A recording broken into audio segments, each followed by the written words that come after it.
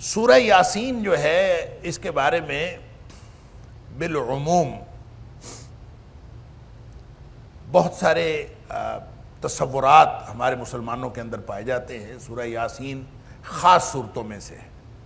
اور اکثر ہمارے گھروں میں بھی خواتین نے بھی اور مردوں نے بھی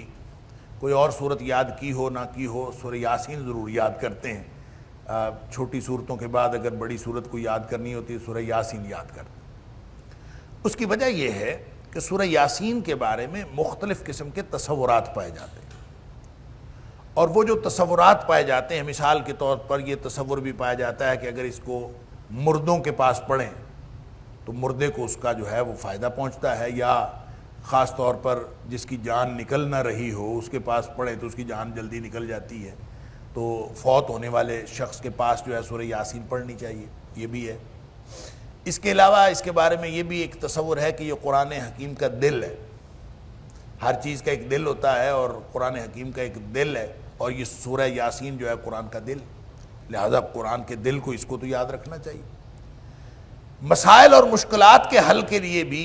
اس کے بارے میں مختلف روایات موجود ہیں، یعنی جتنے تصورات، میں نے لفظ بولا تصورات، تو یہ جتنے تصورات پائے جائیں، ایک تصور یہ بھی ہے کہ رات کو جو شخص پڑھ کے سوئے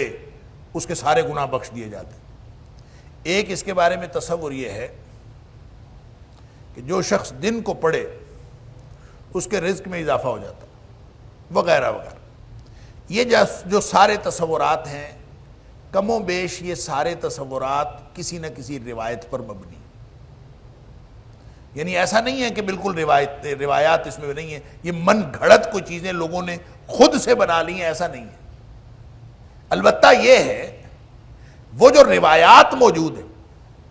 احادیث کی کتابوں میں موجود ہیں، ترمذی کے اندر مثلا ایک روایت موجود ہے، اسی طرح صحیح ابن حبان کے اندر موجود ہے، مسند ابی یعلا کے اندر موجود ہے، مسند احمد کے اندر روایت موجود ہے، حدیث کی کتابوں میں روایات موجود ہیں، لیکن ان ساری روایات میں سے کوئی ایک بھی روایت صحیح نہیں ہے، کوئی بھی حدیث صحیح نہیں ہے، یا تو موضوع ہیں جن کو من گھڑت کہا جاتا ہے، یا پھر ضعیف ہیں۔ جب موضوع ہو تو وہ تو ہوتی من گھڑت بات ہے، اس کا تو کوئی تعلق نہیں ہوتا۔ مثلا یہ قرآن کا دل ہے،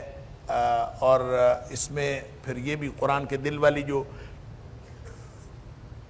روایت ہے اس میں یہ بھی ہے کہ جو شخص اس کو ایک دفعہ پڑھ لے اس کو اتنا ثواب ملتا ہے جیسے اس نے 10 دفعہ قرآن پڑھ لیا۔ تو یہ روایت جو ہے اس کے بارے میں تو محدثین کا خیال ہے یہ موضوع ہے، بناوٹی، اور جب جو موضوع یا بناوٹی ہوتی ہے وہ اصل میں حدیث ہوتی نہیں ہے، وہ کسی نے من گھڑت ایک بات بنائی ہوتی ہے۔ محدثین کی دیانتداری ہے کہ وہ اس کو حدیث کی کتابوں میں رکھ لیتے ہیں اور ساتھ بتا دیتے ہیں کہ موضوع ہے، من گھڑت ہے، تاکہ کوئی کہیں اور سے کوئی سنے تو اس کے بارے میں اس کو کوئی اور تصور نہ پیدا ہو جائے۔ لہٰذا اور اگر ضعیف بھی ہو تو ضعیف سے بھی شریعت ثابت نہیں ہوتی، دلیل کوئی نہیں بنتی، نہ ضعیف دلیل بنتی ہے، موضوع تو ہوتی من گھڑت ہے۔ اس لیے ان ساری روایات کو ہم جب دیکھتے ہیں سورہ یاسین کی فضیلت میں، تو باوجود اس بات کے کہ روایات موجود ہیں اس کی کوئی خاص فضیلت جو ہے وہ ثابت نہیں ہوتی۔ لیکن بہرحال ایک بات تو ہے کہ یہ تجربے سے لوگوں نے ہمیشہ اپنی مشکلات کا ازالہ کیا ہے سورہ یاسین کے ذریعے سے۔ لوگ جو ہے کوئی بھی مشکل ہو تو سورہ یاسین پڑھ کے اس کی آسانی کا علاج کرتے ہیں۔ تو کوئی شخص اگر اس کو علاج کے لیے، آسانی حاصل کرنے کے لیے ایک رقیہ کے طور پر، ایک علاج کے طور پر اس کو پڑھنا چاہے تو کوئی ممانعت نہیں ہے، یعنی ایسا نہیں ہے کہ کوئی شخص اس کو پڑھ ہی نہیں سکتا کیونکہ روایات ضعیف ہیں لہذا پڑھ نہیں سکتا، ایسا نہیں ہے۔ روایات ضعیف ہونے کا مطلب یہ ہے کہ ہم اس کو سنت سمجھ کے نہیں پڑھ سکتے، لیکن ویسے قرآن کی صورت ہے، اور قرآن کی صورت کو آپ کسی مقصد کے لیے کوئی تجربے سے ثابت ہوا ہو کسی شخص کو، اور وہ اس تجربے کی وجہ سے اس کو پڑھنا چاہے تو پڑھ سکتا ہے، کیونکہ نبی پاک صلی اللہ علیہ وسلم کا عمومی فرمان ہے کہ رقیہ کے لیے جب نبی پاک صلی اللہ علیہ وسلم مدینہ طیبہ تشریف لے گئے تو اس وقت لوگ جو ہیں اپنا اپنا رقیہ پیش کرتے تھے نبی پاک صلی اللہ علیہ وسلم پر کہ میں یہ دم کرتا ہوں کیا میں کر لیا کروں، میں یہ دم کرتا ہوں کیا میں کر لیا کروں. تو نبی پاک صلی اللہ علیہ وسلم نے کچھ لوگوں کے رقیہ سنے اور آپ نے کسی کو کہہ دیا ہاں تم دم کر لیا کرو، تم کر لیا کرو، تم نہ کیا کرو، جو بھی آپ بتاتے جاتے تھے. پھر آپ نے ایک اصولی بات بتا دی.